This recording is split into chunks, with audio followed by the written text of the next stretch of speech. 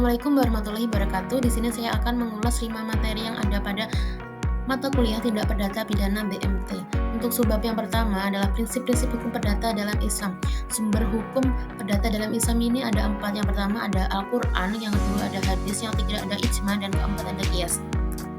Selanjutnya, hukum Islam ini relevan dalam bisnis modern saat ini karena yaitu adanya pelarangan riba, lebih menekankan keadilan dan transparansi. Yang kedua adalah mendorong bisnis etis, lebih ke bagi hasil dan tanggung jawab sosial. Yang ketiga adalah menghindari praktik haram. Keempat, membangun kepercayaan antara pelaku bisnis. Dan kelima adalah memberikan solusi ekonomi melalui akad seperti mudharabah dan musyarakah. Sebab yang kedua adalah hukum leasing dan sewa menyewa.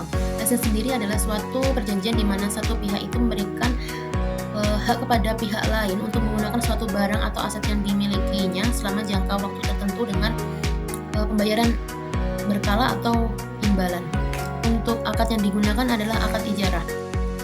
Untuk potensi sengketa dalam kontrak leasing ini dapat disebabkan oleh hewan prestasi, bentuknya seperti keterlambatan pembayaran, terus pengalihan objek leasing tanpa izin, serta penarikan paksa barang dan denda tersembunyi.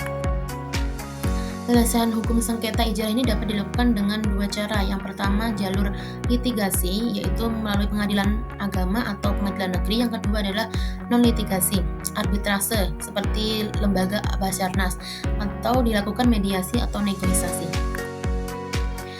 Sebab yang ketiga adalah sengketa dalam akad syirkah atau kemitraan.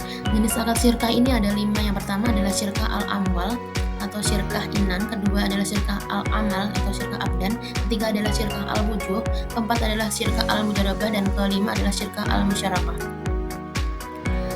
Penyebab umum sengketa dalam syirkah ini adalah disebabkan faktor-faktor. Yang pertama adalah ketidakjelasan akad, kedua adalah pembagian keuntungan yang tidak adil, ketiga adalah kegagalan usaha atau kerugian, keempat itu hewan prestasi, dan kelima adalah keterlambatan pelaksanaan.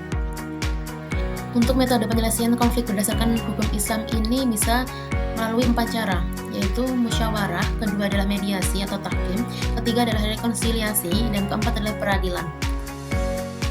Untuk subbab keempat adalah arbitrase syariah dalam penyelesaian sengketa.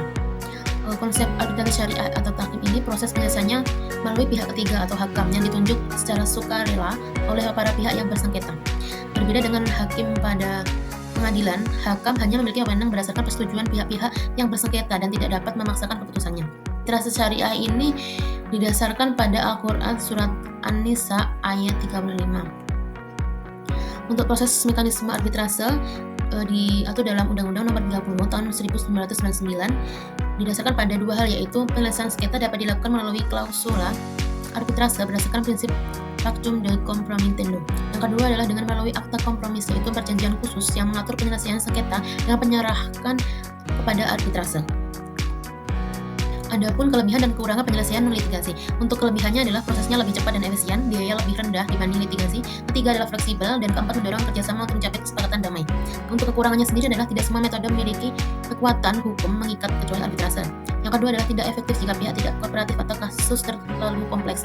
Dan ketiga adalah hasil tidak dapat dijadikan presiden hukum untuk kasus serupa. Untuk subbab yang kelima adalah etika dan profesionalisme dalam penyelesaian sengketa. Etika sendiri diartikan sebagai ajaran tentang baik atau buruk yang mengatur sikap dan tindakan manusia dalam kehidupan bermasyarakat. Dalam profesi hukum ini, etika sangat penting dan berfungsi untuk menjaga integritas dan kepercayaan masyarakat terhadap sistem hukum.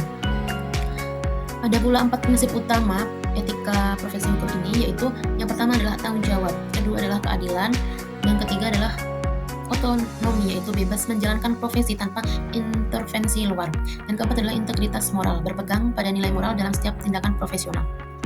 Tujuan dari kode etik profesi hukum antara lain menjaga martabat profesi, meningkatkan kualitas layanan hukum. Selanjutnya, tanggung jawab profesional advokat syariah.